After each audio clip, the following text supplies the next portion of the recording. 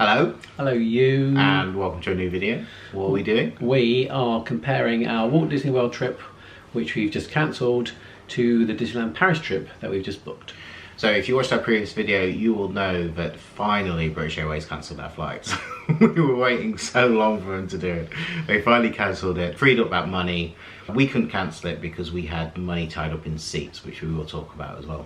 So we got that money back. We did a lot of debating about what we should do. Where are we going? Weren't we going? We weren't going. Should we go? Maybe we should. Let's look at prices. Oh, they're too expensive. Let's change the dates. Oh, it's not as expensive. We started off by looking at what the guidance was for France, and we did that on the French website and the UK website, and it is open for non-essential travel for people who are double jabbed, and we're both double jabbed. So we had a long chat and we decided we were going to go, and we did watch a few other people's videos who have been recently to see what it was like. We won't do anything we don't ever feel safe doing, so when we're there, if we don't feel particularly comfortable, we won't do something. So we're going next month in October. Yeah, and we should say at this point a massive thank you to Claire. She has done the most wonderful video about what you need to do about your COVID testing, which we will touch on at the end of this, but she did it in a better way than we could ever do it. So we will leave a link to her channel up there, and a link to the specific video she's got about explaining the current rules and situation as of start of September 2021, and that what you need to do if you're in the UK and you're traveling to France and you're double jabbed and you need to do COVID testing. So we'll leave that down below. So we won't go into the ins and outs of what forms you need and all of that business, but this video is literally how much was it going to cost us to go to Walt Disney World for 14 nights, and how much will it cost us to go to Disneyland Paris for 3 nights. And we've added it all up and we've done a cost per day at the end. But all those hidden costs which get added on, sometimes you don't really know the true cost until at the end. Pins, yeah. This doesn't include cost of pins. No, it really doesn't.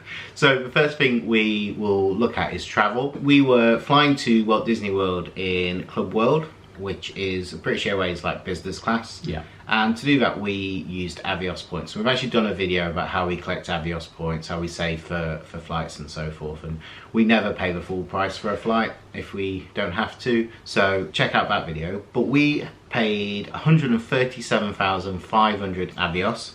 And the price of those flights was £1,288, and that worked out at £400 each way, which is really good value, we thought. And we had a buy one get one free voucher as well, so it's called a companion voucher, which you get through the Avios. So we got that price right down. That's pretty much average for what we've paid. I think the cheapest we've ever paid is about £900, and that was with Virgin Air miles. But on top of that price is also the seats. And you'll see there that they're £367. You don't have to choose your seats in advance, but we wanted to because we noticed in July when we last checked that the seats that were next to each other, they were selling out fast. And David may not, but I wanted for us to sit together. So we took the plunge and we paid the extra to pay for the seats in advance. Yeah, and that cost £367. Not cheap. We think that is really overpriced, and they kind of have you under the thumb with that, because if you want to guarantee your seats, then you do have to pay, and we really begrudge paying that. But you know, we want to sit together, so it is important. So the total of those flights was £1,655. So the Disneyland Paris travel is broken up into different parts. And you can see on screen that our Eurostar tickets there and back were £198. That's travelling almost on the cheapest ticket for the day at £49.50. Yeah. And you can see that it jumps up quite a lot if you change the class of travel. So even their premium is an extra 50 quid, and then their first class is 245. Yeah, it's really crazy. We went for the cheapest tickets we could get. And that's a Eurostar, which is only taking us from London to Paris Gare du Nord. Eurostar historically have done direct trains from London to Disneyland Paris Park, but they're not running currently at the time of this booking.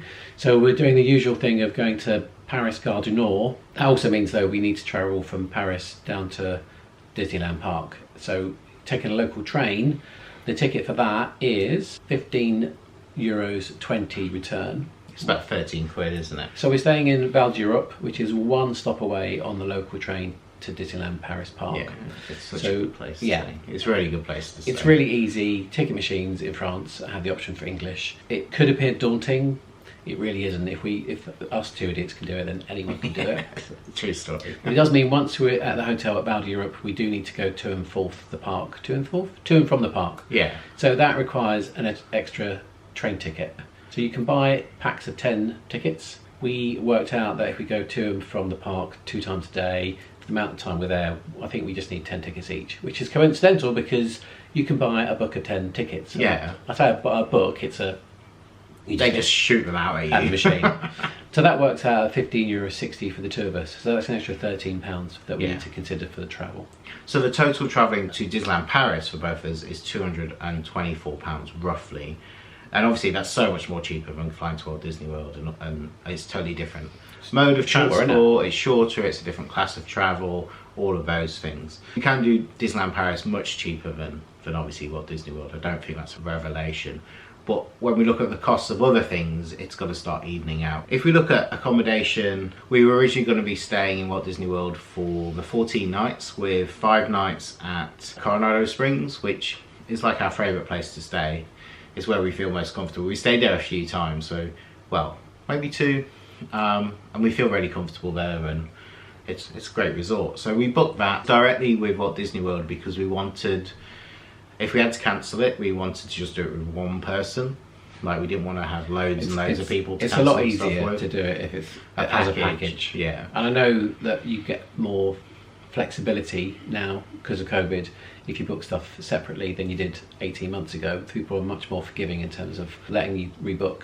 But we felt booking it with Walt Disney World also means you kind of, you know, it's one-stop shop for all that stuff. Yeah. We also got our tickets with them. So the tickets were for 14 days, and that's for all of the parks, you know, the normal park hopper, your park reservations now and all of that stuff, and 5 nights at Coronado Springs. That was the most expensive part, I think, at £1,964. But on top of that trip, we have another 9 nights where we need to stay. And we try and do the rest of that holiday, obviously, as cheaply as possible as well. So we found Oakwater, which is right by the Walmart, near Windsor Hills, that sort of area, to be quite reasonably priced. Essentially, we just wanted somewhere to wash our dirty pants. Because I haven't got enough clothes for 2 weeks, so I need somewhere to do laundry. Yeah, and that part of the trip was only £815. And I say only because when you compare it to Walt Disney World Hotel, it's obviously so much more cheaper. It's still a lot of money. But £815 for 9 nights is a pretty good deal, we think. So in total, Walt Disney World tickets and accommodation was coming out at £2,779. For a 2-week holiday. Should we look at Disneyland Paris? Yeah, so Disneyland Paris, slightly different. Staying in a hotel. You can stay on site at Disneyland Paris in one of the lovely Disney hotels. We've done that before, and it's lovely. You're part of the Disney magic. But this trip for us is about being cheap. Well, cheap, but with, you know, everything that we need. And we've stayed at Val d'Europe, which, as I said, is 1 train stop away. Yeah. Got some lovely hotels. They're partner hotels at Disney, so you don't lose out.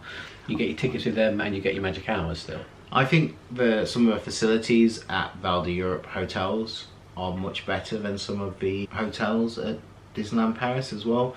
Like, we stayed at Sequoia Lodge quite a few times. We love that hotel. It's got that real nice mountain, foresty type feel to it. It's a really nice hotel.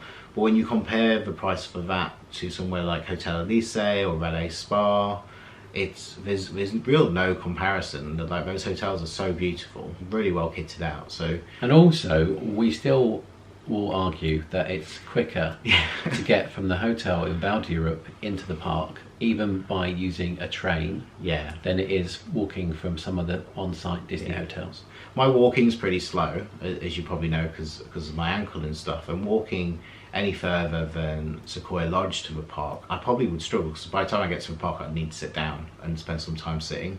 So doing the train and getting into Disney Village at that end, so the entrance to the park, is really, really helpful. So we're staying in Val d'Europe, we're staying at Hotel Elise. The good thing is, as I said, it's a partner hotel, so you can get your tickets from them, and you also get the benefits of the tickets, which is the extra park time in the morning. Yeah, early magic or early magic hours. It's been so long since we can't remember the names of anything. So Hotel Elise Val d'Europe, including park tickets for 3 nights, was £848. We did that thing on the Disney website where you can flexi your dates. underneath it'll show you all the different options if you went a day later or if you went 4 or 5 days later. So it's really quite nice to play around with that, because at first it was coming up with costs that we just couldn't justify. It's coming out over £1,000 for the dates we were picking. So we played around with the dates, and we're going out on a Sunday makes it a lot cheaper. And looking at the other costs associated with Paris at the moment, there are some more things you need to pay for which weren't there before. But with Walt Disney World, we'd always hire a car. That's our own personal preference.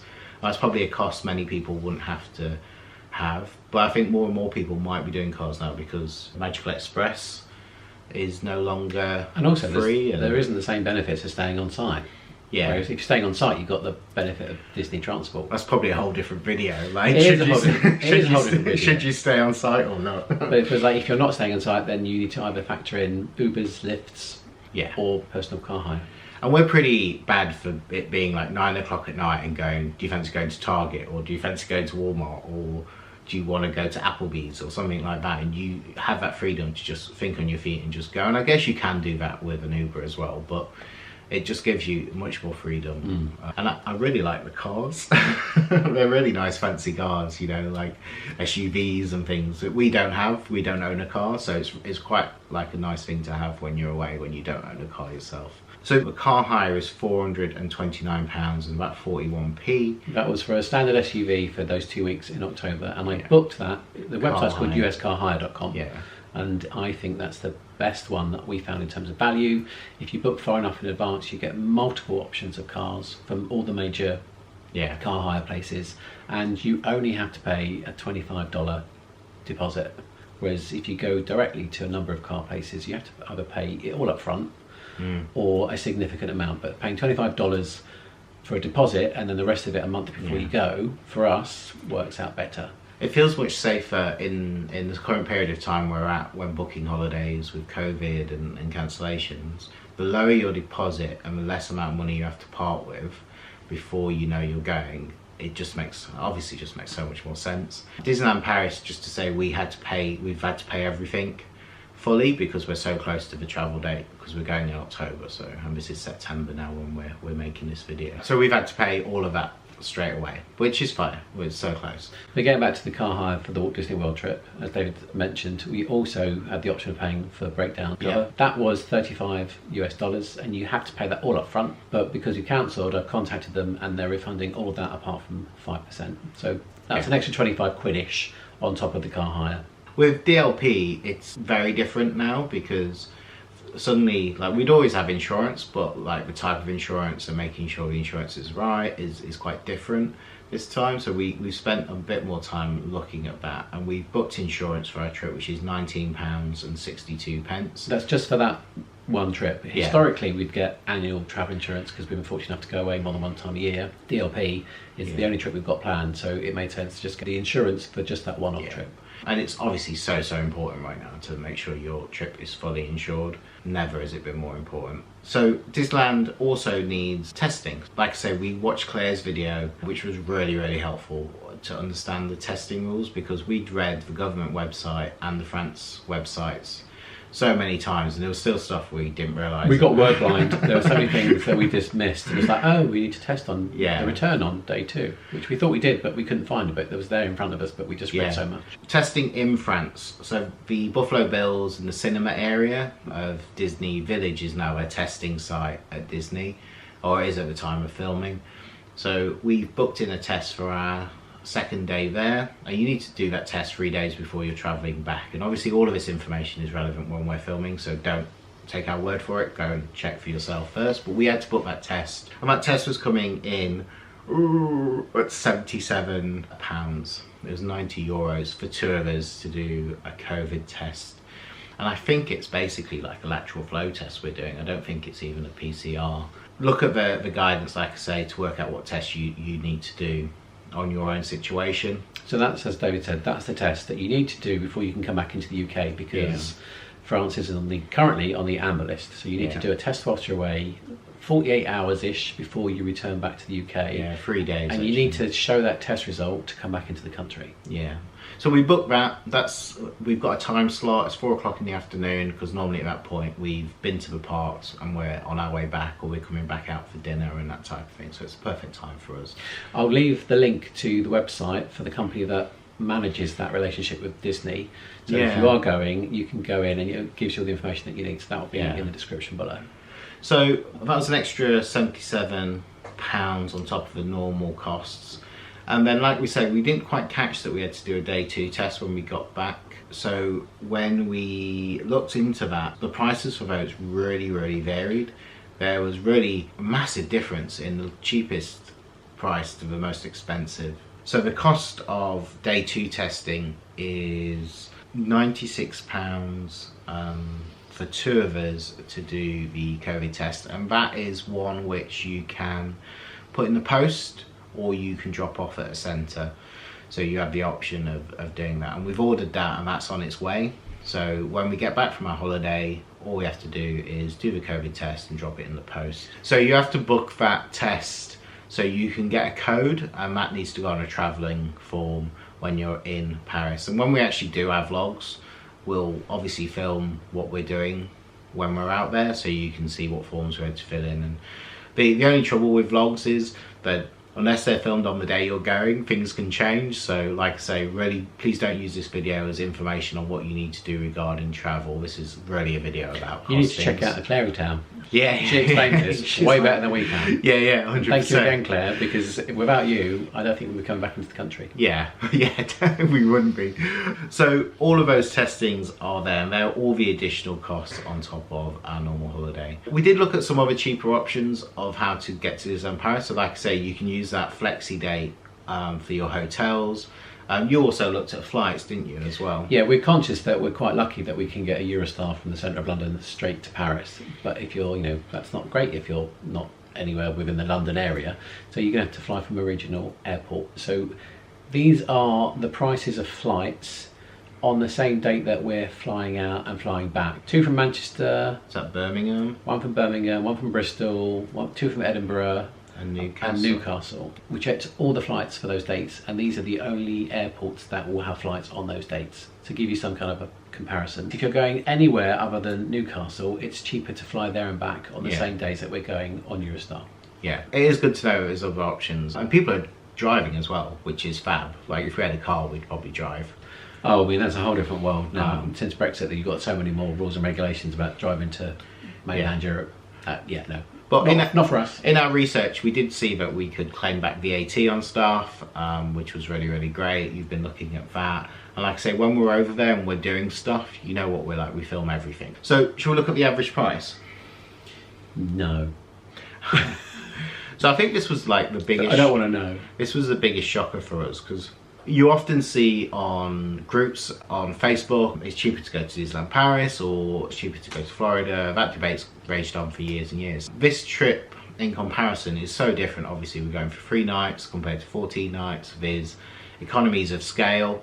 If you're going for longer days, obviously your travel is broken up over more days, and when you're going for a shorter time, your travel is averaging out more expensive. So the average cost for 2 adults to Walt Disney World for that trip was £349.17. That's before food, spending, pence, any other merch. Yeah, so that is literally just to get there, stay there, and all the insurance type costs and car and stuff. DLP was £421.54, which we were quite shocked about when it came up like that, because we were like, oh, actually it is quite more expensive. If we'd added a few more nights onto that, the average cost would have come down because of those travel expenses. Obviously it's an expensive holiday to go for such a short time, and we do feel really, really lucky to be able to go out of term time. We don't have children, we don't have to go with school holidays at the moment, and like I say, we're not going without considering the risks and things associated with it, but we'll give it a go and we'll see how we get on. Well, we think we give it a go. At this moment we are. Yeah, but things change every day, don't they? Everything can change between now and when we went. We were supposed to go last October on the 7th. Everyone went during the summer, and then things started to go a little bit wrong from September onwards, so we ended up not going. We were supposed to go in April this year. That didn't happen, so we're not counting on anything. Yeah. It's a month away. A month is a long time in this current world. That is our cost comparison of Walt Disney World to Disneyland Paris. Like I say, check out the links in the description, and we'll see if we get there. Fingers crossed. Thank you for everyone's support. We do appreciate it. We'll see you in the next video. Bye.